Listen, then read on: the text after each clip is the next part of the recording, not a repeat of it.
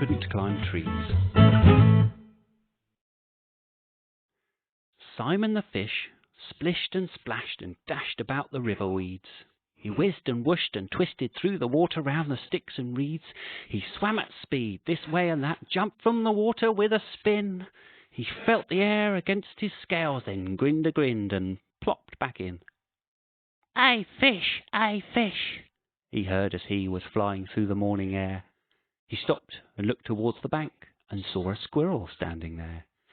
"Hey, fish, I see you swim quite well," he sneered. "You're not as good as me.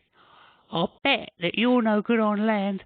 I'll bet that you can't climb a tree." With that, he shot straight up a tree and stood there with a splendid stance, stared down at Simon from the top, and danced a little squirrel dance. Simon struggled through the shallow waters by the river bank, and as he flopped across the mud, his little fishy heart it sank. As hard as he could flap his fins, as hard as he could thrash his tail, as hard as he could push himself, he knew that he was bound to fail. He couldn't make it through the mud, the twigs and all the fallen leaves. He couldn't make it to the trees, no, he could only gasp and wheeze. "Ha ha!" laughed Squirrel. "You're no good. You shouldn't try. You shouldn't oughter. Stay off my land and out my trees. You're like a fishy out of water." Simon sank back to the depths, right down to hug the riverbed. So sad that he could not climb trees, he shrugged his fins and shook his head. "How I wish I could climb trees," he sighed and cried. He felt depleted. Simon slinked behind a rock. He felt so sad he was defeated. Squirrel danced upon his branch, guffawing, giggling and hooting. Then he spluttered and he coughed. He tripped and slipped and lost his footing. Squirrel screamed, and as he fell, he flapped his arms to no avail. He fell into the stream below, a massive splash. He whooped and wailed.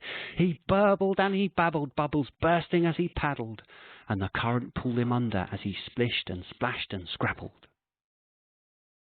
Squirrel thought, "Now this is it. I cannot swim, I'm bound to drown."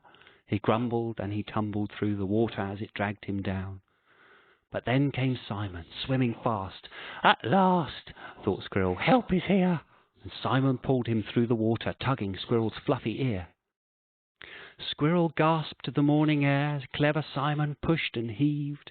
Then out they flopped onto the bank and squelched into the muddy leaves. Squirrel panted, "Thank you, fish. That was so very good of you, to fish me from the water after I behaved like such a fool." "That's all right," said Simon Fish. "You acted like a silly clown, but that's no reason not to help. I couldn't sit and watch you drown." Next day the squirrel came with friends. He pointed. "Everyone, that's him. He's the fish that saved my life. Oh, Simon, teach us how to swim." So Simon spent the morning teaching squirrels how to doggy paddle, then the breaststroke and front crawl, until they were quite tired, bedraggled. Now, if any danced on branches, lost their footing and fell in, they could swim back to the bank and climb back up their tree again. To give their thanks, some carried Simon to an overhanging branch and watched him dive into the water as others sat and had their lunch.